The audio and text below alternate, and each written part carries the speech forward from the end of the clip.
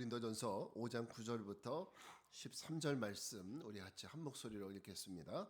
내가 너희에게 쓴 편지에 음행하는 자들을 사귀지 말라 하였거니와 이 말은 이 세상에 음행하는 자들이나 탐하는 자들이나 속여 빼앗는 자들이나 우상 숭배하는 자들을 도무지 사귀지 말라 하는 것이 아니니 만일 그리하려면 너희가 세상 밖으로 나가야 할 것이라.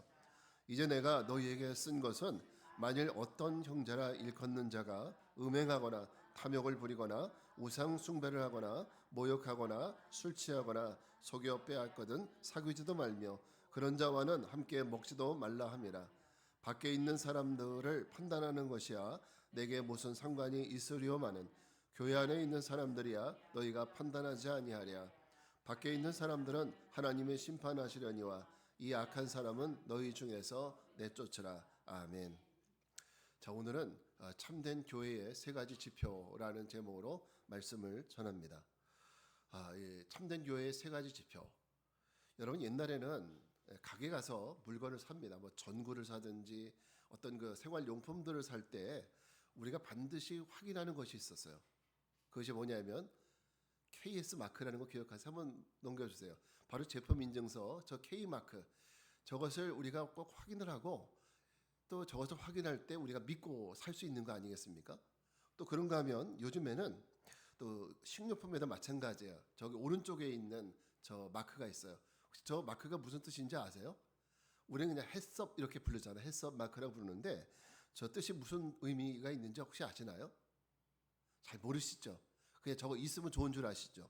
저게 무슨 뜻인가 하면은 그 식품은 정해진 원칙에 따라서 생산과 그다음에 가공과 유통 이 모든 과정에 있어서 유해성이 없습니다. 라는 것을 증명하는 마크예요. 그러니까 이것은 정부에서 여기 보니까 식품의약안전처에서 이 제품은 이 음식은 안전한 건 먹기에 안전한 음식이다 라고 인증하는 것이 바로 이 그 마크의 의미가 있습니다. 자, 그러면은 여러분 보세요. 지금 정부에서 저렇게 음식이나 어떤 물건을 저렇게 인증을 해줄 때 그냥 해주고 싶은 거 막 해줄까요? 어떤 기준이 있을 거 아니에요, 그죠?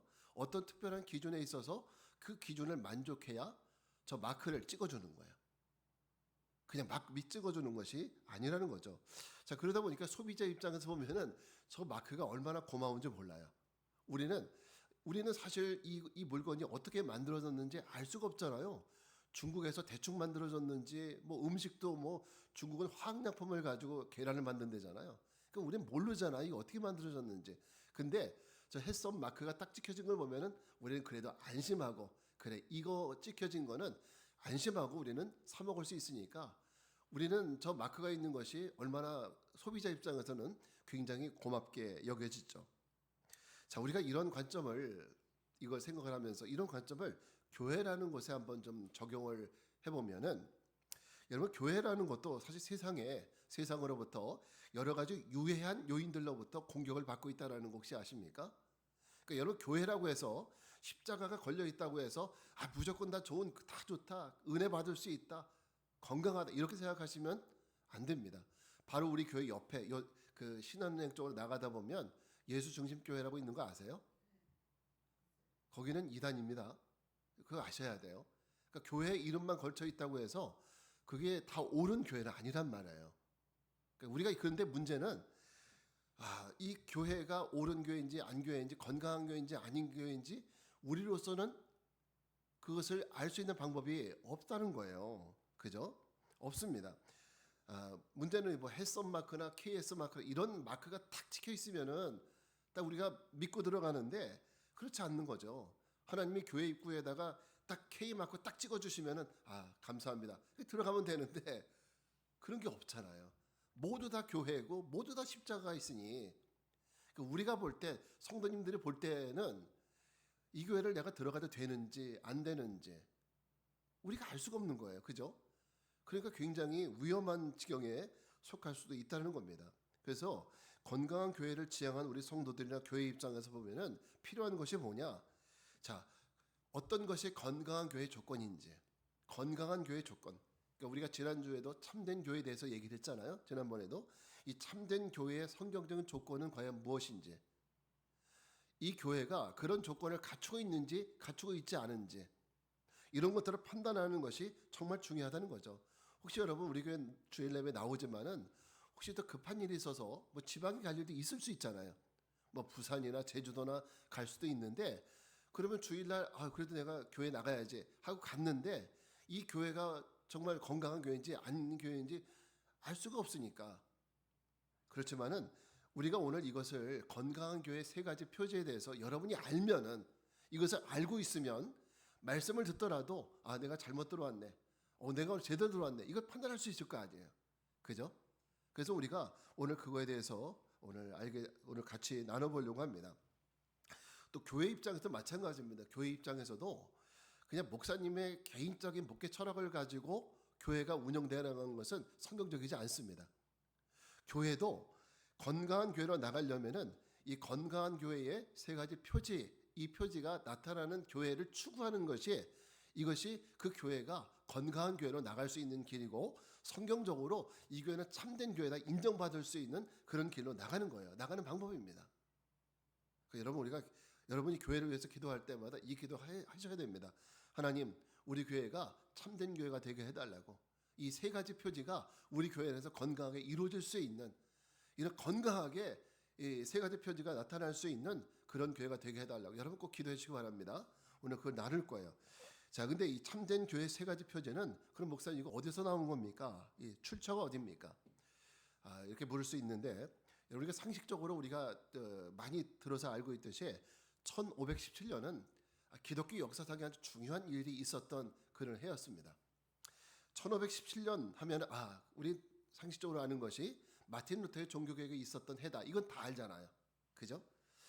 자, 근데 이 독일의 마틴 루터가 독일에 있는 비텐베르크 대학 정문에다가 95개조의 반박문을 붙였어요. 근데 그 반박문이 뭐냐면 로마 카톨릭이 성경적이지 않다라고 여겨지는 99가지 95개조의 이 반박문을 마틴 루터가 뽑아서 그것을 갖다 붙인 거예요. 그러니까 로마 카톨릭이 건강하지 않다, 성경적이지 않다.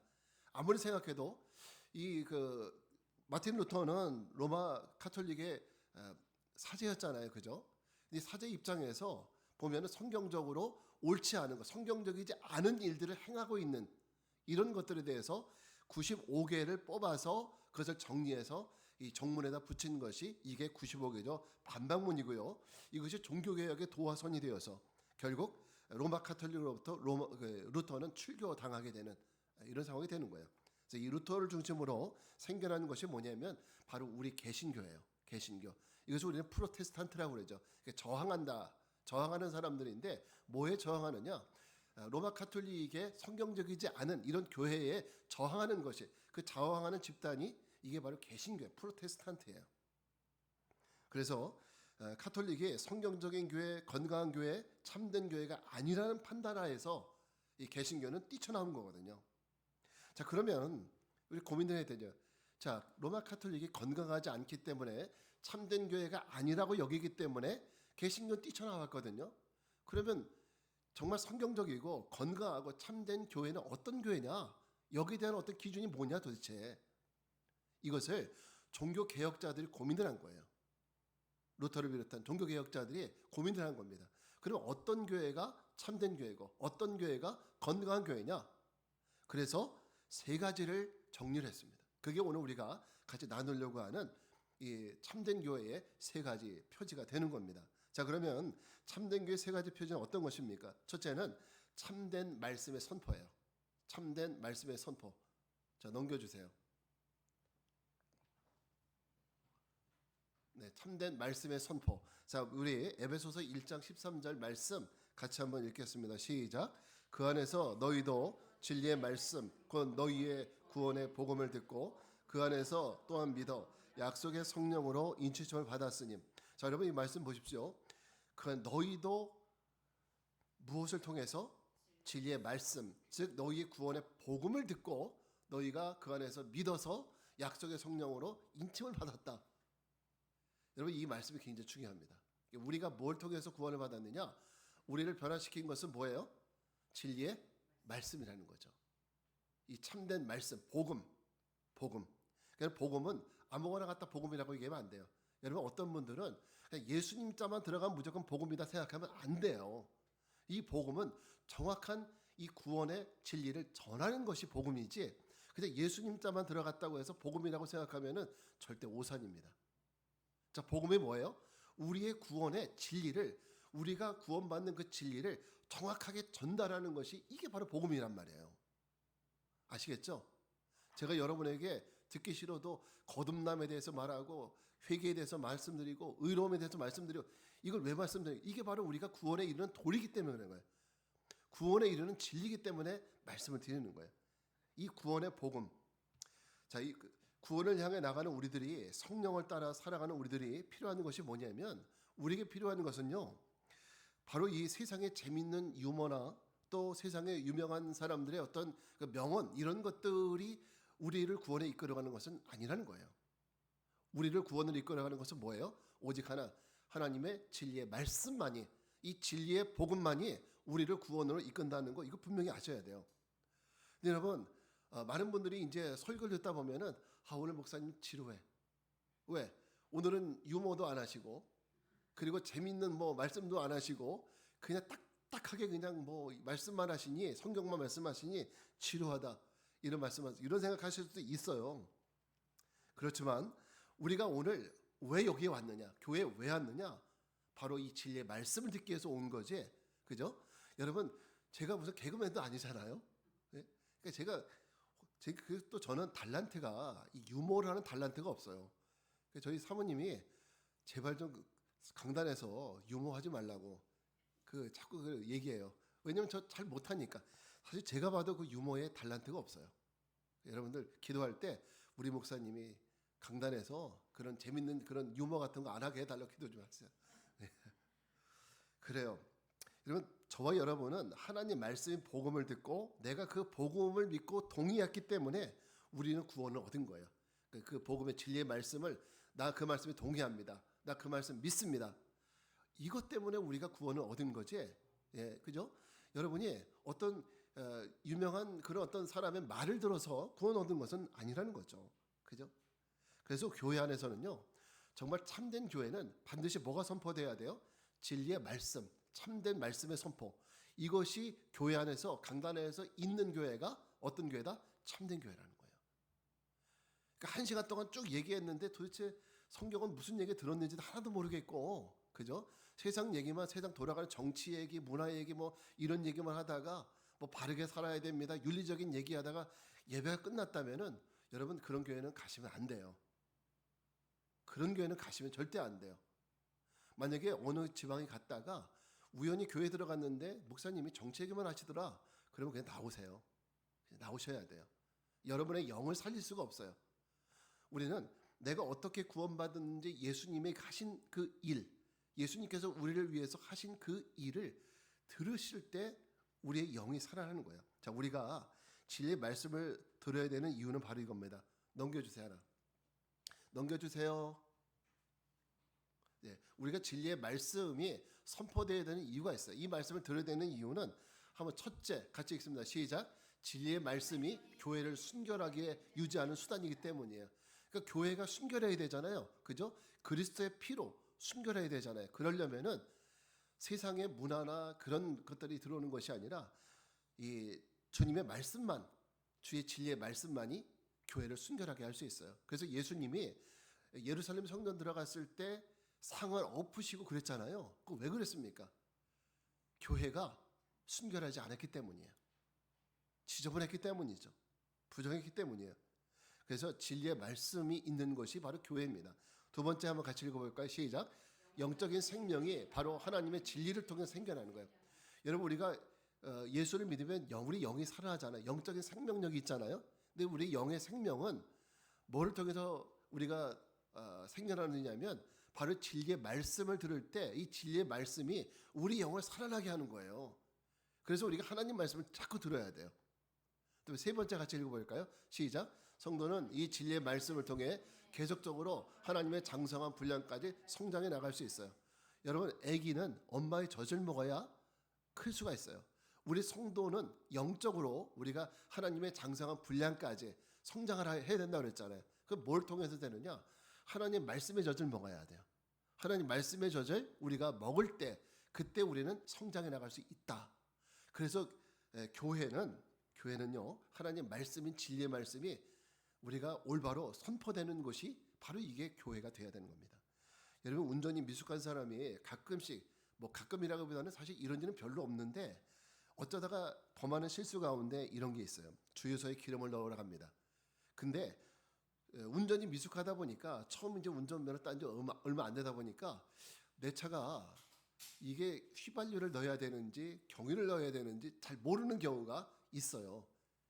운전 오래 하시는 분들이야 빠듯하지만 운전면허 딴 지 일주일밖에 안 된 사람이 어떻게 알겠어요? 내 차가 이게 경유를 넣어야 되는지 휘발유를 되는지. 근데 모르면 주유소 직원한테 물어보면은 친절하게 가르쳐 주는데 창피하니까 그냥 갔다가 아무거나 꽂고 넣어줬어요. 근데 비싼 세단에다 고급 세단 차량에다가 경유를 갖다 집어넣네. 싼 경유가 더 싸니까. 그러면 결국 어떻게 됩니까? 그렇게 되면 그 차는 엔진이 고장이 나게 되고 그리고 거의 그 차는 폐차시경에 이르게 되는 거죠. 그러니까 엔진이 나중에는 시동이 꺼지게 돼요. 시동이 꺼지고 그리고 엔진이 망가지고 그리고 나중에는 그 심해지면은 결국 차는 폐차 수준에 이르게 되는 거예요. 마찬가지로 여러분 우리 그리스도인들은 아무리 미숙해도 영적 성장을 위해서 우리는 진리의 말씀, 하나님 말씀을 똑바로 들어야 되거든요.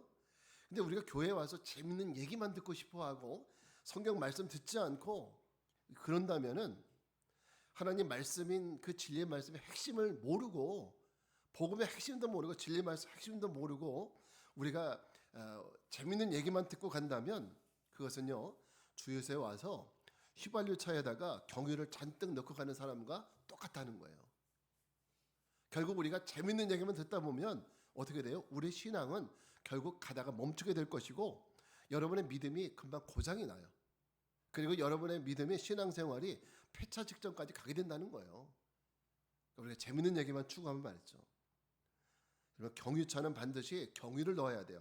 휘발유차는 비싸더라도 휘발유를 넣어야 되는 겁니다. 영적인 성도는 반드시 진리의 말씀이라는 이 연료를 넣어야 우리가 하나님의 이 거룩을 향하여서 장성한 분량까지 성장해 나갈 수 있다라는 거 꼭 기억하시기 바랍니다. 여러분 우리 교회를 위해서 기도할 때 여러분 아까 말씀드렸던 것처럼 우리 교회 강단에서는 이 복음의 진리만이 선포되는 이런 교회가 되게 해달라고 이런 거룩한 강단이 되게 해달라고 여러분 꼭 기도해 주시면 고맙겠습니다. 자, 두 번째 참된 교회 두 번째 지표는 뭐냐면 성례의 신실한 시행입니다. 성례. 자, 우리 누가복음 22장 19절 말씀 같이 읽겠습니다. 또 떡을 가져 감사 기도하시고 떼어 그들에게 주시며 이르시되 이것은 너희를 위하여 주는 내 몸이라 너희가 이를 위하여 나를 기념하라 하시고. 여러분 자 먼저 성례라고 하는 것은요. 성례라고 하는 것은 우리가 하고 싶다고 해서 하는 것도 아니고 난 별로 하고 싶지 않아. 내 취향에 맞지 않아. 그렇다고 해서 안 해서도 안 되는 거예요. 자, 오늘 누가복음 말씀과 같이 주님이 오시는 날까지 우리는 계속적으로 이것을 기념하고 또 행해야 될 의무가 우리에게 있는 것이 바로 이 성례입니다. 자, 그런 점에서 저는 이번에 많이 이거 말씀을 준비하면서 회개하게 된 것이 자, 우리는 물론 세례는 대상자가 있어야 세례를 주지만은 성만찬을 그동안 참 많이 못했다는 거에 대해서 나름대로 이 말씀을 준비하면서 또 회개를 하게 된 부분이에요. 그래서 앞으로는 성만찬을 정기적으로 우리가 해야 되겠다 이런 마음은 갖게 됩니다. 물론 매주 하면은 좋죠. 매주 하면은 또 그것도 좋습니다. 그렇지만은 우리가 어떤 규칙을 가지고 이제 정기적으로 성만찬을 해야 되겠다 이런 마음을 갖게 됩니다. 자, 로마 카톨릭 교회도 성례가 있어요.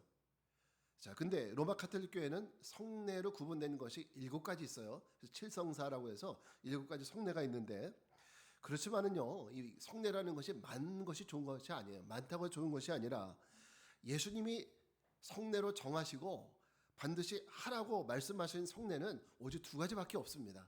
그게 뭐예요? 세례와 성만찬. 이 성경을 통해서 예수님이 이것을 반드시 행하고 기념하라 라고 말씀하시는 것은 2가지밖에 없는 거예요. 세례와 성만찬. 근데 로마 카톨릭 교회는 다른 성례들을 많이 만들었어요. 뭐 견진내, 뭐 여러 가지 이제 저도 다 외우지는 못하는데 7가지 성례가 있어요. 자, 그래서 이제 간략히 알아보면 먼저 많은 사람들이 오해하는 것들이 이제 많이 있는 것이 많으면 좋은 거 아니냐, 뭐 성례라는 것이 많으면 좋지 않느냐. 그렇지 않습니다. 그렇지 않아요. 우리가 성례라고 하는 것은 예수님이 하라고 정하신 것만 성례예요. 물론 나머지 것들은 그냥 뭐 다른 어떤 모양으로 할 수는 있겠지만은 성례는 우리가 성찬과 그리고 세례 2가지뿐이라는 것을 우리가 좀 알았으면 좋겠습니다. 자, 예수님이 정하시고 행하라 명하신 이 2가지 성례에 대해서 간략히 알아보면, 자, 먼저 이 세례에 대해서 얘기할 때 여러분 세례에 대해서 오해하는 부분들이 하나 있어요. 물론 이게 교회사적으로도 이런 오해들이 과거에도 있었습니다. 그게 뭐냐면 세례를 받아야 구원을 받고 세례 받지 않으면 구원을 못 받는다. 여러분 혹시 이런 생각하시는 분들 계시죠? 그죠? 근데 그것은 사실은 옳은 그런 세례에 대한 이해는 아닙니다. 세례는요, 구원받기 위해서 받는 것은 아니에요. 세례의 엄밀한 의미는요. 그래서 세례를 받지 않으면 구원을 받지 못한다, 이렇게 생각하시는 분들은 이제 생각을 좀 바꾸셔야 됩니다. 옛날에 사실 교회사적으로도 과거 초대교회 때도 그런 생각을 갖는 분들이 있었어요. 자, 그렇기 때문에 이 세례에 대해서 어떤 경우에는 세례를 안 받으려고 하는 이런 경우도 있었어요. 자녀에 대해서 세례를 안 주려고 하는 경우가 있었는데, 왜냐하면 이런 경우에서 재밌는 경우가, 세례는 죄 씻음 받고 구원을 얻는다는 의미라고 여겼기 때문에 만약에 세례를 받고 죄를 지으면은 그 죄는 영원히 이제 지옥으로 간다고 여겼기 때문에, 그래서 세례를 어린아이들에게 주지 않는 이런 그 풍습도 있었습니다. 근데요, 세례의 의미는 바로 저 의미입니다. 우리 한번 같이 읽어볼까요? 세례의 의미, 시작. 세례의 의미는 이미 예수를 믿은 자가 하나님의 자녀됨에 인증하는 과정.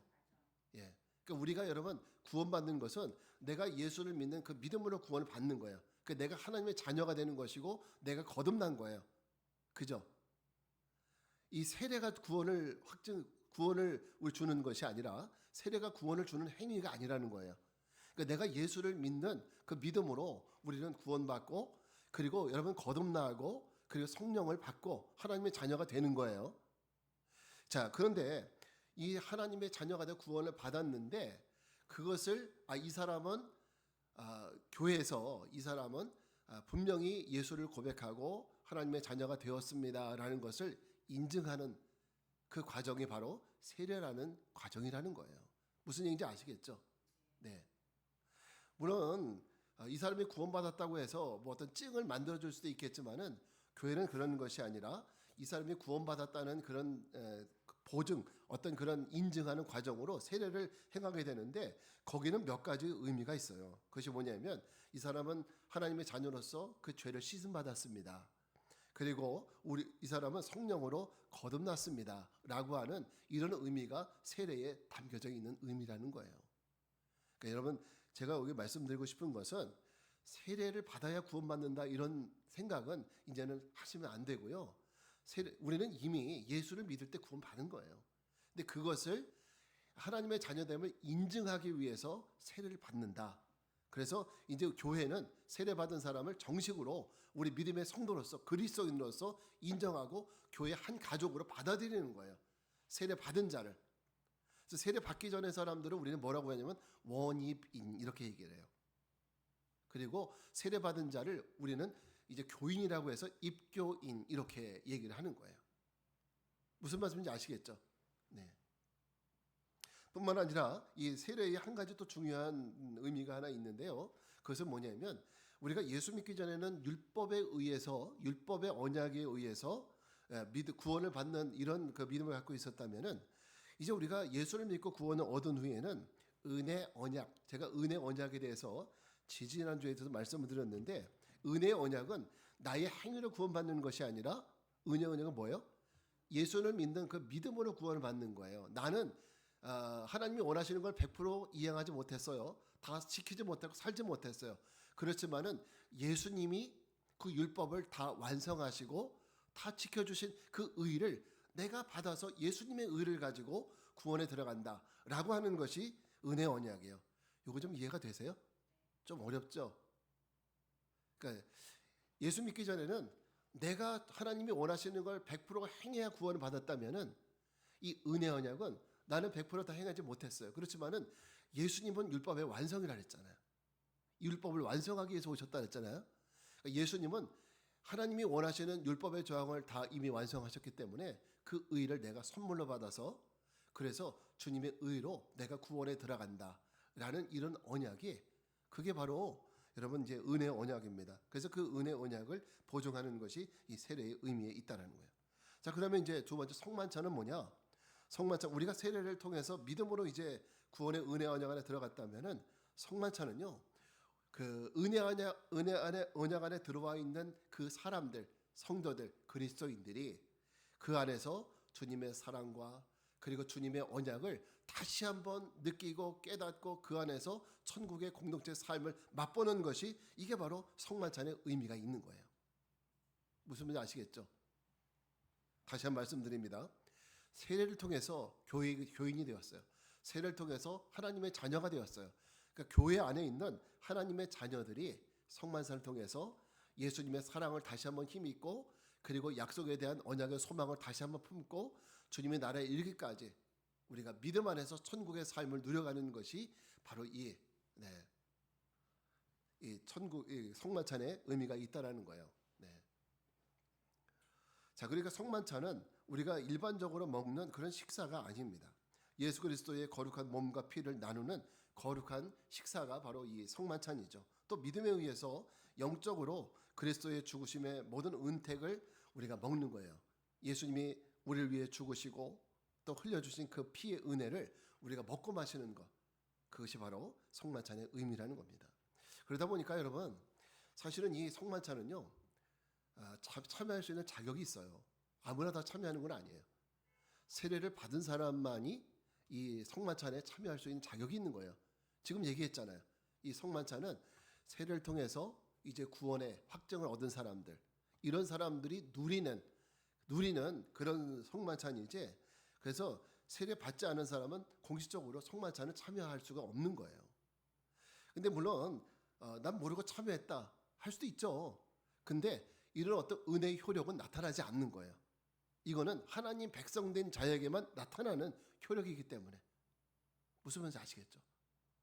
그래서 이 성만찬과 세례가 그렇다는 걸 여러분 아시기 바라겠고, 이 두 가지 세례를 명하시고 행하라고 하신 이유는 죄인이 죄에 대한 씻음을 받고 하나님의 자녀가 되었음을 우리가 이제 세례를 통해서 인식을 하잖아요. 그죠? 인식을 하고 또 그 하나님 백성된 자들이 주님의 나라에 이르기까지 그 믿음 안에서 천국의 삶을 누리고 하나됨을 누리는 것이 그게 뭐다? 성만찬이다. 지금 저 말 속에는 세례와 성만찬이 다 들어있는 거예요. 그렇게 세례와 성만찬을 받는 사람들은 우리가 그냥 받는 것보다는 그 의미를 잘 이해하셔야 돼요. 내가 오늘 성만찬을 교회에서 한다는데 이 성만찬이 어떤 의미가 있는지, 하나님의 자녀, 내가 하나님의 자녀가 되었기 때문에 하나님의 자녀된 우리들이 하나님의 은혜 안에서 사랑 안에서 그 사랑을 다시 한번 기억하고 천국의 삶을 우리가 기다리는 이런 하나의 가족 공동체로서의 의미가 있다는 거예요.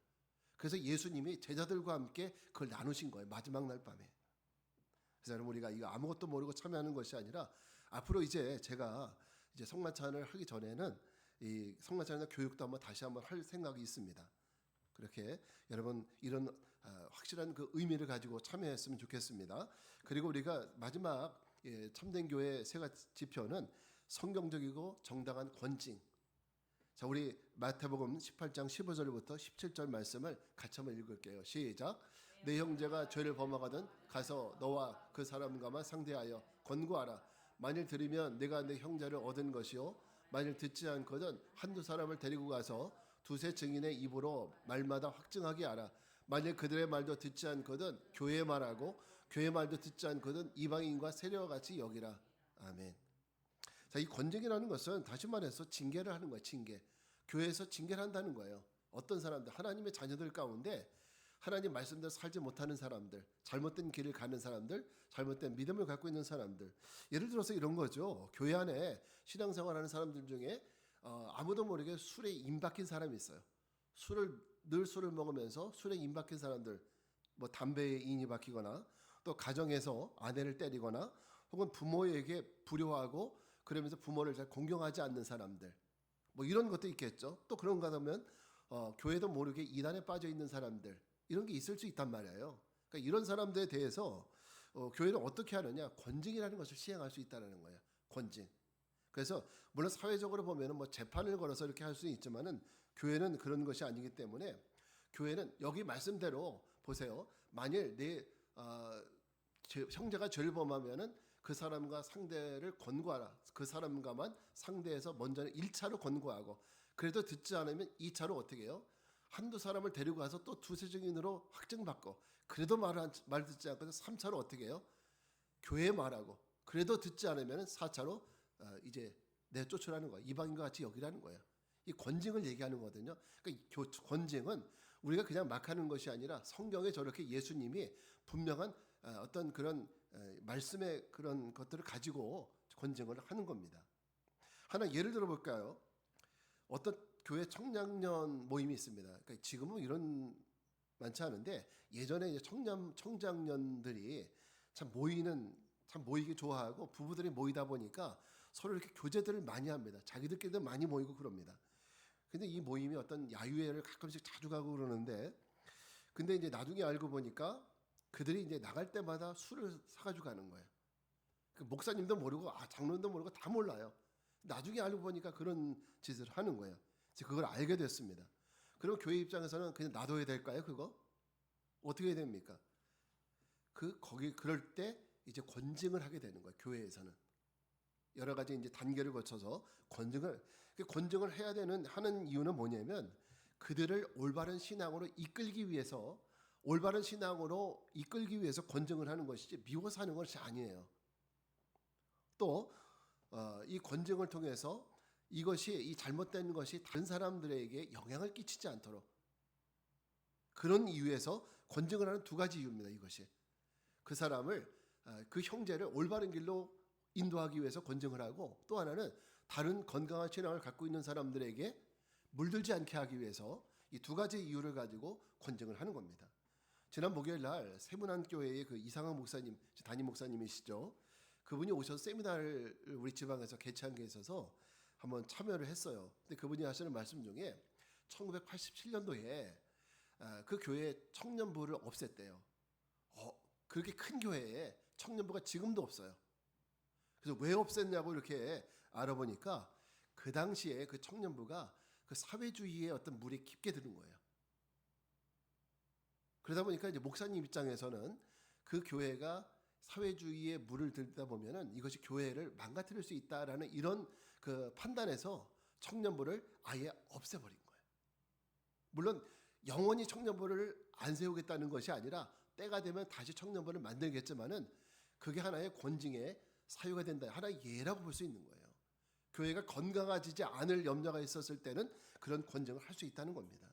그래서 이런 사실 권징을 할 수 있다는 것은요, 그만큼 교회가 건강하다는 증거예요. 사실 이 교회가요, 이 권징을 하는 게 쉽지 않아요. 뭐 이렇게 교회에서 한번 싫은 소리 한 번 해도 기분 나빠가지고 교회를 나가는데, 이게 오늘날의 우리들 모습인데, 그거는 그만큼 교회가 건강하지 않기 때문에 그래요. 건강한 교회는요, 교회의 권징을 믿음으로 받아들일 수도 있고, 또 교회는 그 사람을 미워서 하는 것이 아니라 그 사람의 신앙을 세우기 위해서 권징을 하는 것이고, 또 성도들은 그것을 받아들일 때 교회가 나를 사랑해서 권징을 하는구나, 이걸 받아들일 수 있는 토양이 잘 돼 있는 것은 그 교회가 건강하기 때문에 그러는 겁니다. 여러분, 우리가 이런 그 세 가지, 지금 오늘 세 가지 참된 교회 세 가지 지표에 대해서 나눠봤습니다. 여러분, 교회는 인원이 많아서 많은 교회가 중요한 것이 아니라 건강한 교회, 참된 교회가 되는 것이 중요한 겁니다. 우리는 지금 교회 규모는 작지만 작고 미약하지만은, 그렇지만 우리는 지금부터 이제는 건강한 교회의 목표를 가지고 그 참된 이 교회의 세 가지 지표를 우리 안에서 우리가 세워나가고, 또 그걸 위해서 우리 저나 여러분들이 함께 협력해야 될 부분이 있다고 생각을 합니다. 저도 그렇게 할 것이고, 여러분도 그것을 위해서 기도해 주실 때 우리 교회가 하나님 보시기에도 정말 아름답고 건강한 이런 교회가 될 줄 믿습니다. 그런 교회 모습을 위해서 여러분들 기도해 주시고 나가는 우리 모두가 되길 바랍니다. 자, 우리 이제 같이 자리에서 나와셔서 찬양하고 기도하겠습니다. 세상 흔들리고.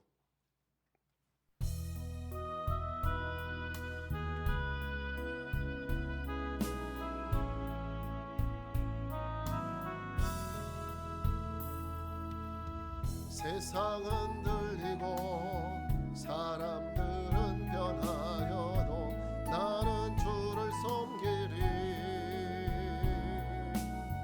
주님의 사랑은 영원히 변하지 않네. 나는 주를 신뢰 오직 믿음으로, 오직 믿음으로 내가 살리라. 오직 믿음으로 내가 믿음은 들리고 사람들 주를 떠나도 나는 주를 섬기리. 주님의 나라는 영원히 새하지 않네. 나는 주를 신뢰 오직 믿음으로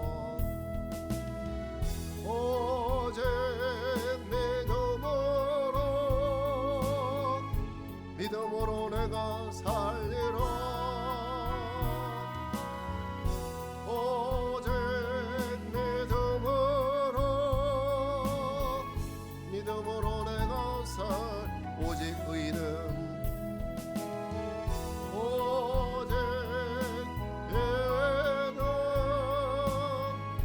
믿음으로 말미암아 살리라. 오직 의는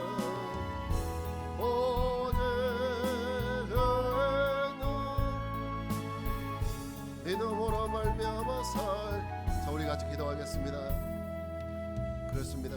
세상에도 우리가 지켜야 될 규범이 있고 법이 있듯이 교회도 건강한 교회로 나가기 위한 조건이 있습니다.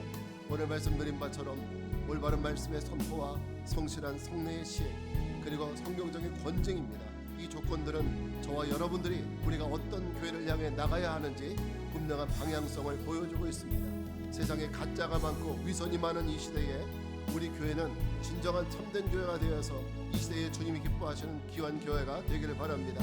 우리 같이 기도합시다. 주님, 우리 교회가 참된 교회의 세 가지 표징이 날마다 나타나고 건강에 시행되는 이런 교회가 되게 해달라고 우리 주님의 이름 한번 부르고 기도하겠습니다.